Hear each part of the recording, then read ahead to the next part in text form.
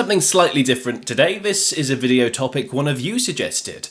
So before we get started, I want to say a big thank you to David Baldwin for this one. So what David wants to know is, before MTV, who understood the power of music videos and who did it best? And in today's world, are music videos dead? What's the glue that holds fans to an artist? I thought that was an excellent idea for a video, and I've had a really fascinating time learning about all of this, so thank you, David. And if you want to suggest a topic for me to cover, the link is downstairs in the description. I'd also like to say thank you so much for 50,000 subscribers. That number is just mind-blowing to me. If you've ever watched, liked, or commented on a video, thank you so much for helping me turn this hobby into a full-time job. It's changed my life. Right then, music videos. It's funny really, there was a time when music videos seemed to be almost as important as the song itself.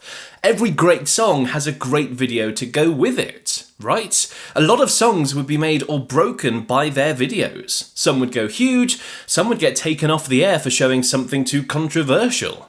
The song and the video were intrinsically linked. If you ask someone, have you heard this song? They'd probably reply with, yeah, have you seen the video? They were so important. But really, this is only true for a small portion of the musical time scale. Before the takeover of MTV, there was obviously much less focus on music videos. It's not that people didn't make them. In fact, artists have been putting film to their music since way before MTV, but it was certainly done in a different way. And in today's world of reels, trends, TikTok and goldfish attention spans, music videos are definitely still a thing, but they're used in a much more direct way. More on that later. Now, the notion that MTV invented the music video isn't true. They absolutely championed it, repurposed it, and reshaped the way artists approached their music.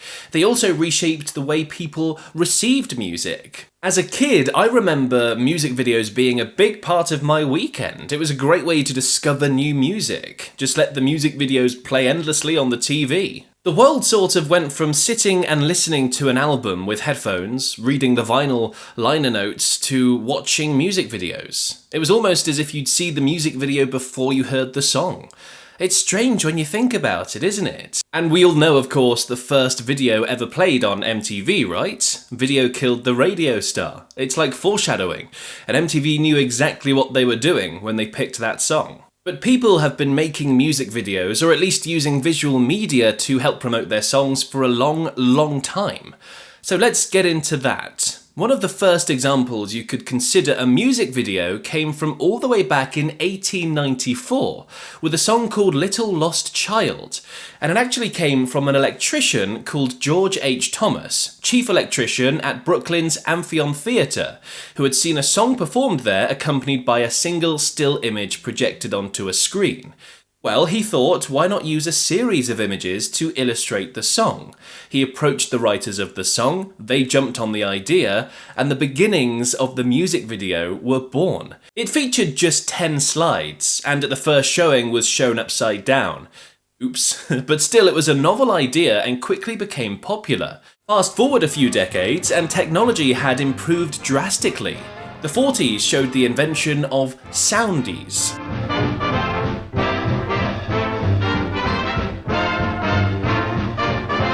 Named after the 3-minute soundies they would play, the Panorama movie jukebox played an endless loop of 8 songs, accompanied by black and white videos for each one. You popped in your money, and whatever was next in line, you watched. It was a revelation. Thousands of them popped up all over America. In World War II, they were used to show patriotic messages, and to give morale to soldiers on leave.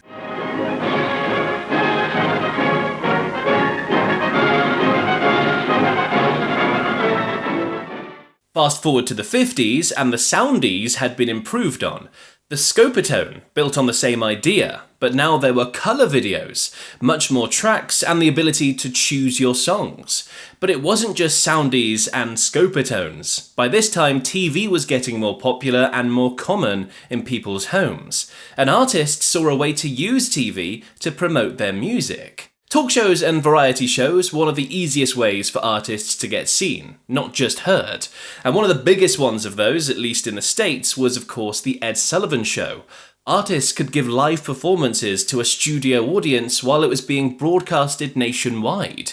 Never before had an artist been able to reach such a big audience. Artists like the Beatles, Elvis, the Jackson 5, the Doors, the list goes on. They all capitalised on this new exposure. Elvis would make several appearances, with the first being in 1956, and would run into controversy and criticism for his dance moves. At the time, his hip shaking was considered too suggestive for a wide audience, and in later appearances he was actually censored, because they only filmed him from the waist up.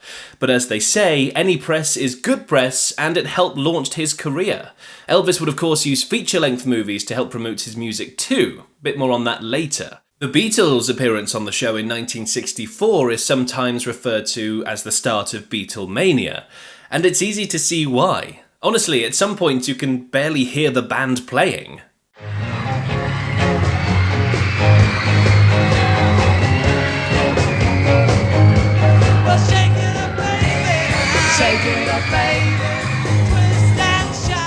It was viewed by 73 million people, an unthinkable number. Can you imagine the amount of touring it would take to bring your music to that many people? With TV appearances, they could do it instantly. Music was changing. It might not have been music videos as we know it now, but it was obvious that visual media was the best way to promote your music. And the savviest performers realised that image was now everything. The Beatles themselves were among the first to create standalone video clips specifically for their songs in the mid-60s, predating what people would do for MTV by decades. Many people would call Queen's 1975 single, Bohemian Rhapsody, as the first modern music video because of its use of new videotape technologies. I'm not sure if that's completely true though, because, like we said, music videos had been released far earlier than 1975. But the video's popularity certainly helped bridge the gap between pre-MTV and the music video boom. One of the best at taking advantage of their image was the Jackson 5. They won over audiences across the world with their bright smiles, dance moves, and smooth voices. They played TV audiences like puppets, and then let their music do the rest. I mean, just look at this classic clip from the Carol Burnett show in 1975. Jackie Jackson. I'm the oldest Jackson. And Tito Jackson. The swingin'est Jackson. And Marlon Jackson. The dancing'est Jackson. And Michael Jackson. The skinniest Jackson. And Randy Jackson. The cutest Jackson. Let on me, mama. They even had their own animated series created to bring in more attention. Michael Jackson would later give us some absolutely classic, true music videos, like the one for Thriller. That was actually a 14-minute short film which was chopped up into a more manageable 4 minutes 44 for MTV. But that mini film was another cornerstone of the music video revolution. All of a sudden, artists could tell stories, create journeys beside the song, create characters and series within their own music. They could link back to other works as well. Michael Jackson was also a master of using powerful imagery to send a message in his videos, like They Don't Care About Us, Black and White, and Earth Song, for example. But as I touched on earlier, Jackson wasn't the first to use movies to promote his songs. Elvis acted in several full-length films featuring his songs, which was a brilliant way of promoting himself. The most famous of these would of course be Jailhouse Rock, the 1957 film where he plays the lead. The scenes where he plays his songs were effectively early music videos, and they helped set the template for what would later come. So many great songs throughout the years were written specifically for movies. It's not uncommon for bands to get commissioned to write a song for a specific part of a film, or a theme tune. I mean, just look at I Don't Want to Miss a Thing by Aerosmith in the movie Armageddon. Iris by the Goo Goo Dolls was written for City of Angels in 1998. Mrs. Robinson by Simon and Garfunkel, of course featured in the film The Graduate. Even Kokomo by the Beach Boys, which I just did a video on weirdly. That was made for Cocktail. Long story short, before MTV, video clips and general image were already an integral part of how bands got their music to the audience.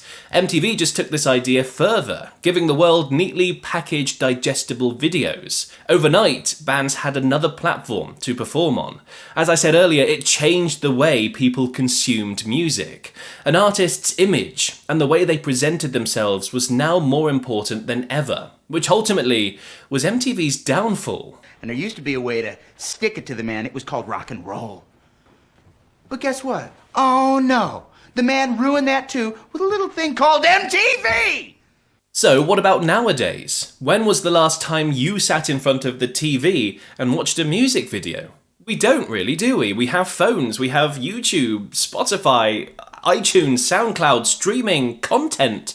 In the 2010s, Vivo was all the rage. This was a channel on YouTube jointly owned by some of the big record labels, which then became the place for music videos after MTV had died down a bit. But like MTV, Vivo has since lost momentum too. Now, you've probably heard of a stat that's been floating around that the average attention span is shorter than that of a goldfish. This comes from a 2015 Microsoft study that claimed it found the average attention span in their study to be 8 seconds. Now, this is a bit of an urban myth, or at least needs a bit more targeted research, but it definitely is true that attention spans are reducing, and that's been shaped by the way we consume media. Instagram, TikTok, YouTube Shorts, they're all funneling information and entertainment into tiny, trend-directed clips, a few seconds each, and it completely controls how some people interact with the world, especially music. And artists who make music have no choice but to adapt to this landscape. In the same way that an artist might have made a song specifically to be played in clubs in the 90s, nowadays people are focusing on making songs that work within the context of TikTok and Instagram, using quick, memorable hooks. It really is quite fascinating. So it's definitely fair to say that full-length music videos are not in trend anymore, but are they dead? Well, not entirely, because most artists still release music videos. Leonard Skinner just released a music video for Freebird, more than 50 years after it was released, weirdly. It's just that music videos are no longer the way you discover a song. I think what's happened now is everything's been condensed and overblown at the same time. Artists do make music videos, but the focus is completely different. It's all about making content go viral. If you spend any time on social media apps, you'll notice that what you'll see is a music clip which people play over some other video clip, and it's that music clip that goes viral. That's what the artists are trying to make, that viral soundbite that can be regurgitated as many times as possible, as easily as possible. Somebody's watching me, it's my anxiety. Somebody's watching me, it's my anxiety. Somebody's watching me, it's my anxiety's watching me, it's my anxiety. This then generates attention, and then people might actually look up the song and watch their music video. It's funny, when I was a radio presenter for a local BBC station, they would quite often have these TikTok songs in rotation, and I'd always play the song and think, God, I've never heard this song before, where did it come from? And then the chorus would come on, the one segment of the song that's gone viral, and I would think, it's one of those TikTok songs, now I recognise it. You have to think about how we listen to music now as well. Streaming platforms mean that we can just passively listen to music in the background. We don't need to sit down and watch MTV. And it's just the same as social media apps. They're all governed by clicks, algorithms, and traffic. Another thing artists go for is personal clips, behind-the-scenes stuff, glimpses into their real lives. It makes fans feel closer to the artist than a music video does. These clips will be shared around fan bases, fanatically. And of course, image is everything. It's always been a massive part of music. That just goes with the territory, but artists are almost not people now. They're a brand, a thing. The image of an artist comes way before what their music sounds like. And that completely controls trends as well. How long a song or artist is popular has essentially been reduced to how long their latest sound or video clip remains viral. Massive trends will appear and disappear overnight. As soon as the next one's in, the old one's out. I mean, just look at the music charts nowadays. I don't recognise anybody on there. And it's not because I'm old and bitter and refuse to move with the times, it's because these artists literally become famous overnight, rocket to the top of the chart, and then, most often than not, disappear again. If you're not plugged into TikTok or Instagram, and I'm definitely not, you miss that wave and you just have no idea. That's how music works now. The days of sitting down with headphones and marvelling at an album like Dark Side of the Moon are long gone. So are the days of watching music videos with your friends on the sofa. So I suppose you're right, David. Music videos have faded from the limelight. They're still there, but now they're just one small part of a complex media machine. A great example of how music videos transformed the image and career of an artist would be Billy Idol. He was one of the first to really take MTV seriously, and it changed his life. I've made a whole video about that actually, click over there to watch it next.